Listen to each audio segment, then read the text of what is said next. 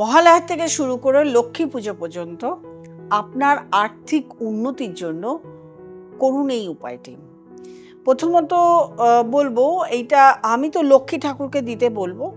আপনি কিন্তু আপনার আরাধ্যা দেবীকেও দিতে পারেন, অথবা আপনার ঘরে যদি মা দুর্গার ফটো থাকে তাতেও দিতে পারেন, মা লক্ষ্মীকেও দিতে পারেন। প্রত্যেক দিন করতে হবে আপনাকে। মহালয়ার দিন থেকে শুরু করতে হবে। একটি সাদা সুতো নিতে হবে, তার সঙ্গে একটি খই তো কিনেই নিয়ে আসতে হবে, খইয়ের বান্ডিল। এবারে তার মধ্যে থেকে 108টি খই সাদা সুতো দিয়ে তৈরি মালা করতে হবে। প্রত্যেক দিন লক্ষ্মীকে পড়াতে হবে, আপনার আর্থিক উন্নতির জন্য বলতে হবে। প্রত্যেক দিন করতে হবে, একদম মহালয়া থেকে শুরু করে লক্ষ্মী পুজো অবধি করবেন। কখন করবেন? আপনি স্নান করে যখন পুজো দিতে যাবেন সেই সময়ই বসেই মালাটাকে তৈরি করতে হবে। তৈরি করে ঠাকুরের গলায় পরাতে হবে। আপনার আরাধ্যা দেবীকে হোক, লক্ষ্মীকে হোক বা মা দুর্গাকে হোক, আপনার আর্থিক উন্নতি হবেই।